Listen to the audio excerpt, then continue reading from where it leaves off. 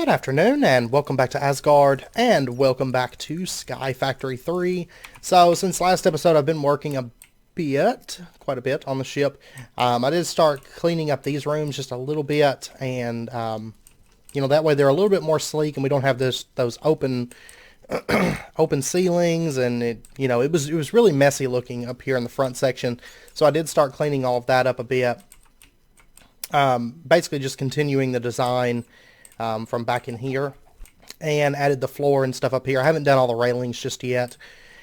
And then in addition, on the outside here, first off, you'll notice a bunch more windows have been added. I haven't quite started working on the other side just yet. Also, this railing here, I decided to go with this gold. I think it really pops with the dark wood. And then up here, I've started working on where the sails are going to be. I did spend a bit last night working on the sails and everything.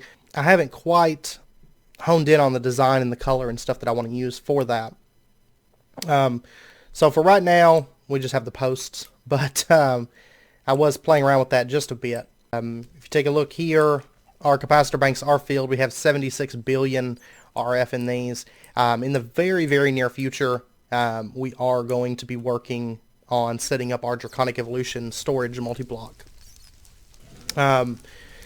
First off, we're going to focus on power. Of course, this episode, like I said, I wanted to start getting into steam just a bit. And then next episode, we'll do the steam turbines and everything to go with it.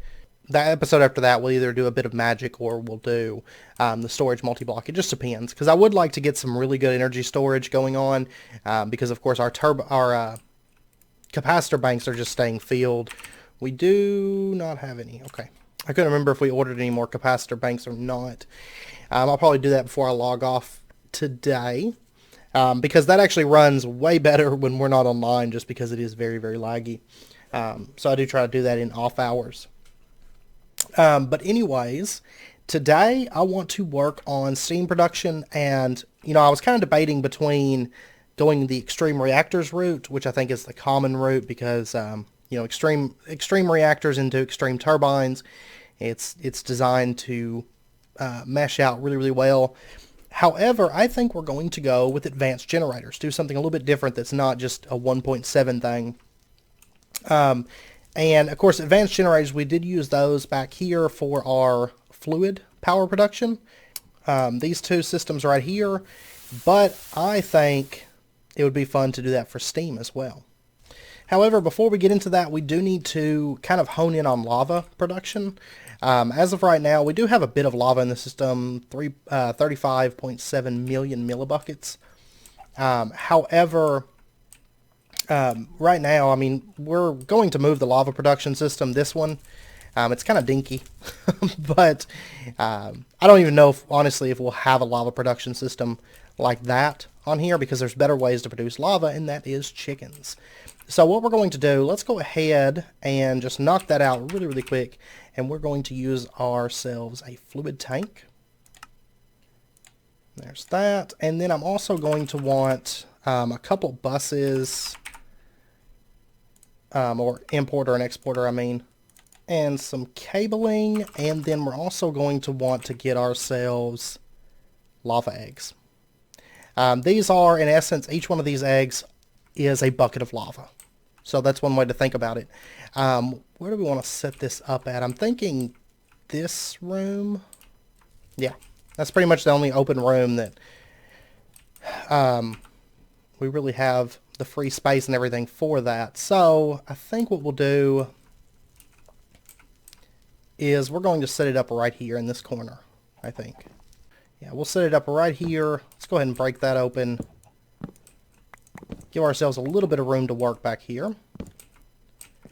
And what I want to do is I just want to set our fluid tank right here. And then we'll run our importer in on one side. And we'll say that you're going to import lava eggs. And then we'll just go ahead and bring the cabling around. And we'll put our exporter... I'm sorry, not import lava eggs. I want you to export lava eggs from the system, and then we'll just connect this cabling up. So you'll notice that immediately this starts producing lava at a fairly decent rate. Basically, every one of these lava eggs is a bucket of lava, like I said. And there we go. We'll go ahead and just say that this importer is going to import fluids, and it's now draining the lava from that tank into the system. And that's pretty much all we need to do. I mean, that's, you know, we have lava production now thanks to our chickens, which is great. Let me go ahead and tidy up this area. And there we go. Very, very nice. I need to actually, I don't know. That's the worst thing about refined storage. It doesn't work well with facades. We have found, however, that like underneath this chiseled wood, there's actually cabling inside the same block space, but you have to place it in a certain order to actually get it to work. And I don't know how it's going to work with importers and exporters. I still have to play around with that just a bit. But anyways, now there's our fluid grid. You'll notice that we're generating lava. So that is awesome. Water we have plenty of, thanks to these systems. I'm going to move our water system in the very, very near future. Actually upstairs, I do believe. And so I may actually add a bit more water input because we are going to be going through a bit of water once we get this up and going. Water and lava to produce our steam. So anyways, now let's go ahead and jump into advanced generators. And for starters, what we're going to be creating today is the heat exchanger. It's one of the multi-block systems from advanced generators. And the first thing that we're going to want to go ahead and grab is going to be these heat exchanger blocks. It can accept up to 50 of them. So of course, we're going to go ahead and build full scale. So we'll go ahead and make 50 of these. There's that. They're actually very, very cheap. Also, you can have up to 5 fluid intake valves. So let's go ahead and get those. And I'm thinking that we're going to take, well, why not? Let's go ahead and take 5 of those. And then there's also output modules. So there's fluid output and there's also item output. And you can have up to 6 output modules. So we're going to go ahead and take, say, 3 fluid outputs, 4 fluid outputs. That's good. And then I really don't think we're going to need all of these. We'll kind of play around with it and see, but I think we'll do 4 fluid and 2 item outputs because we are going to be producing items with this system. And then you can also do sensor modules if you want to. You can have up to 10 sensor modules and 10 control modules. The redstone control and the sensors right there. We'll go ahead and grab like one of these redstone controls. And I'll grab a sensor just to show you. I don't think we're going to use one. We might. I just haven't decided on a way that I really want to, you know, utilize that. Machine data port we're not going to need. And yeah. Oh no, I'm sorry, you can have up to 6 item outputs and up to 6 fluid outputs. So there is that. I do apologize. But anyways, we're going to also need our heat exchanger controller. This is also very, very cheap. This is not an expensive multi-block to build by any stretch of the imagination. It doesn't require a bunch of manualing or anything like that. And so that's pretty much everything unless we decide to add a couple more fluid outputs. Alright, I just got the cabling ran for this, so let's go ahead and we'll start plugging this up and setting it up and all that good stuff. I think what we're going to do is let's go ahead and set up the, let's see, that'll be a wall. And I'm going to go ahead and plan for having, you know, a couple of these, I think. So we'll go ahead and set it up right here, I think. We'll do something like that. I'll kind of clean it up here in just a second. Our controller, we'll go ahead and put it in right there. Then our fluid intake, we'll do it like this, maybe. Item output, honestly, I think we can get by with just one of these, realistically. So we'll put our item output there, and then our fluid output, we'll set it up like that, I guess. We'll kind of play around with it and see. Our redstone control module, we'll just put this in right here. And if you click on this, you can see that you can disable or enable on signal, and you can do different things like heat exchange. I think it's the only option for this one. Certain ones, if you put the redstone control, you can adjust other things like fuel input and things like that. But I think I'm just going to go with, we're going to say disable on signal, and then let's go ahead and get ourselves just a lever. We may end up setting up, this is something I think I want it running all the time, but just in case we don't, we can throw this signal and shut off the heat exchange. And then the sensor module is basically going to detect different settings within the system. So if the internal heat, if there's no heat, it emits a signal. You'll notice right now it's red. That means it's emitting a signal. If it's heating up, you can say there's a signal. If it can exchange heat, maximum heat, all that stuff, you can have it emit a signal. Now there's nothing that comes to mind right this second that I want to do with that, so I'm not going to include it in our initial setup for this. But if I decide anything that I want to add that for, I'll definitely let you guys know. And I tell you what, we're actually going to bring this out just for, just to make it look better. We'll go ahead and bring this out, set it up like that, and we'll leave the interior empty in those one parts. So disabled on signal, we'll put our lever on there, and that's just for a manual override kind of setup. And that's really it. If you take a look here in the heat exchanger, you can see different stuff. Now basically there's 4 different tanks here, you'll notice. So I guess we'll start with this tank right here. This is items that are being heated up. So for example, if you pump water into this and there's heat within the system, it's going to slowly move to the right and become steam. This is items that are being cooled down, and basically it's taking the heat from those items. So for example, you may have lava here, and lava will actually turn into an item, which is obsidian. But I know the IC2 coolant, if IC2 is in the pack, which it's not in this pack, if you have the IC2 hot coolant, it'll become cooled coolant when it runs through the system. So basically that's how that works. This is the current heat within the system. This is the maximum heat transfer that it can do. So this can transfer up to 800 heat units per tick. And this is the heat loss. So basically, as heat rises within this thing, anytime heat is present within this, it's going to slowly lose heat over time, just passively. But then the higher the heat gets, the more heat is lost per tick. So you can see right here how much heat you're losing per tick. And once we get some input and output, we'll be able to see the rate that stuff is coming in and the rate that stuff is coming out. So let's go ahead and set up some inputs and outputs. Now there's 2 different liquids that we're going to want to pump into this. First up is lava, so that it can start heating up.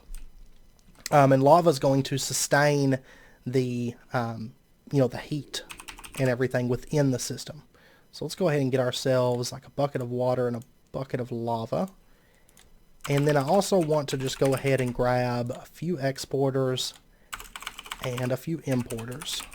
So our fluid intake, let's go ahead and set up an exporter right here. We're going to say that there we go. We're going to say that you can export fluids, and you're going to export lava.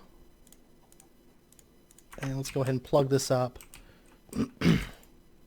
And you'll notice that lava is starting to come in here. You can see the input rate is 1.7 millibuckets per tick. We're losing 50 heat units per tick. And right now, maximum heat transfer is 800. So you'll notice right now it says it's generating obsidian. That's what happens when lava gets cooled down, it becomes obsidian. So this will actually passively produce obsidian for us. We'll actually see it come up here in just a second. And you'll notice that the current heat is 1000. That's because with the amount of heat exchangers we have, it can generate, it can get up to that 1000 heat units very, very quickly. 1000 being the maximum heat that it can, create. I don't think we're going to need any more fluid imports. No, we won't need any more of those. I think we're good. This one's the only one I'm concerned that we might need more of. And this one is going to accept fluids, water. And you'll notice it's going to start filling up with water, and it's producing steam for us. Now it just rapidly filled that up, 16,000 millibuckets in no time flat. So I don't know if we're going to need another one of these. I'm going to go ahead and set up another one just to be on the safe side. Just to do it, pretty much. I may actually shift some of this system down here. We'll see. Probably play around with it. And then let's go ahead and set up an importer here to import the obsidian from this. And you'll notice that it drained off that obsidian. Basically, once it hits 1 point, whatever, it's going to create a piece of obsidian.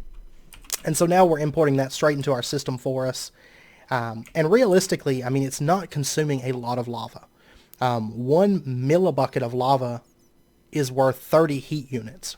So, I mean, basically you can see this counting up. Every time it reaches 1, that means it's used 1 bucket of lava. And you saw how fast we're producing lava with those lava eggs.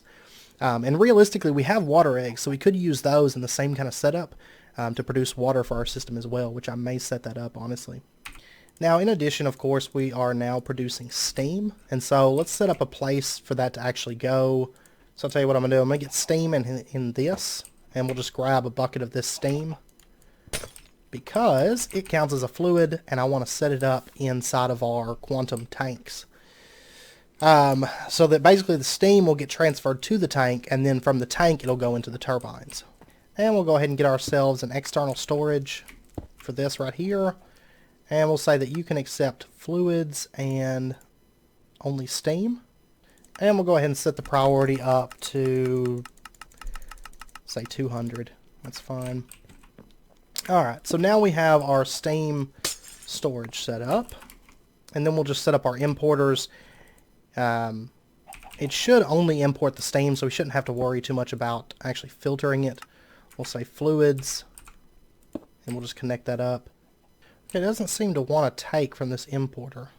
So maybe if we use like a fluid tank, because I mean that's getting steam no problem whatsoever. So what I might do instead is, let's see, fluid intake. We'll put the importer right there. Yeah, I mean that's draining the water. It's using the water and draining and everything. Which I could always put speed upgrades into these. So let me order a bit of that. Oh wow, look at all the speed upgrades. Already ready to go. I remember the other day I ordered a bunch of them. So the fluid intake, we'll go ahead and give it speed upgrades.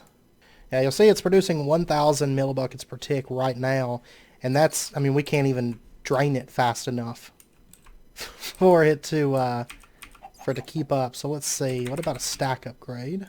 Okay, that's keeping up a bit better. So let me get, instead of all these dinky speed upgrades, let's just get stack upgrades. Honestly, with stack upgrades, we could probably get by with a lot less import buses or exporters and fluid intakes and fluid outputs, all that stuff. I mean, this is going, I mean, look at the steam change. It's producing more steam now. I mean, this is still staying full. How is it? I'll go ahead and throw another importer on this. We'll say fluids, steam, and this one's going to get the full stack upgrade treatment as well. I mean, it's going through stuff so fast right now. Just changing constantly. I mean, this seems to output as fast as we can possibly drain it, I think. So we'll just keep sticking importers on this. Stick another one right there. Very, very possible that I will adjust the cabling and stuff. We'll see. There's a bit more of those. I mean, it's steel. There we go. We can actually see this really fluctuating and fighting right now. It's producing almost 4,000 millibuckets per tick of steam. And the steam's actually getting drained out of this. So that seems to be the perfect spot. It seems to be able to output as fast as it can be accepted. So that's not really an issue. So it seems like 3 importers with 4 stack upgrades each is enough to keep up with this and produce about 4,000 millibuckets per tick of steam. So, yeah, I mean, water's keeping up. I mean, realistically, one of these with 2 stack upgrades. Okay, that works too. I'm going to go ahead and upgrade those just to do it, so we don't have any issues with the system or anything that maybe crop up, down the road. I mean, it seems to be keeping up with water fairly decently. And you'll notice the obsidian's being created a lot faster right now because it's using up. See, basically, when it creates steam, for every 5 millibuckets of water, right, 5 millibuckets of water, I think it uses 3 heat units or something like that, and produces 15 millibuckets of steam. So, we will see, I mean, with how much steam it's producing, it is going to be going through water, of course, fairly quickly at this point. And you'll notice that we're already up to 17.6 million millibuckets of steam. It is producing a lot. I mean, we already have more steam than we have liquid XP. And it's quickly catching up with lava. So, yeah. I mean, we're going to be producing massive steam with this system. 4,000 millibuckets per tick is actually quite a bit of steam, which I believe big reactors could, or extreme reactors could theoretically produce more. But the thing about extreme reactors that I wanted to avoid with this build is I don't want just some big reactor plonked down, you know, right over here and all of that. I like the design with these, the heat exchangers, you know, advanced generators. I love the way it looks and everything. So now we have massive steam production. Everything's keeping up. That's beautiful. And yeah, it's going full throttle. And of course we could also build additional ones of these, like another one right here, and be producing 8,000, and we could even stack them if we wanted to, which is probably what we're going to do. We may eventually have like maybe 4 of these, like 1, 2, 3, 4 or something like that, maybe even more. We'll see. And actually, before I forget, let's go ahead and set up the water egg system. I know there's other ways to get water, but you know, we did all the chickens, so we might as well have some fun with them. And we'll just set this one up. What happened to my other fluid tank? I had one, and now I don't have one. Okay. We'll set this one up just right over here as well. Do the tank there. We'll say you import fluids, and you, let me grab a water egg. Okay, you are going to export water eggs. And there we go. That's producing water, and you know, it's running into the system and everything. So very, very nice. And a use for all those eggs that we were producing, because we did have an absolute ton of them being created. So I wanted to put them to use somehow, and this seemed like as good of use as any. So anyways, with that, I am going to end up the episode, though. If you guys enjoyed it, be sure and hit that like button, and go ahead and subscribe if you're not already for more daily videos. I don't think I have the patience for all that. And by the way, this is just for looks. Having these tanks up here, basically just to denote, like, okay, that's, you know, what fluid is where. That way we can easily check it. But yeah, anyways, I hope you guys enjoyed it. And like I said, next episode we'll get into turbines. So I hope you guys join me for that. And until next time, as always, do take care, stay safe, and I will see you guys then.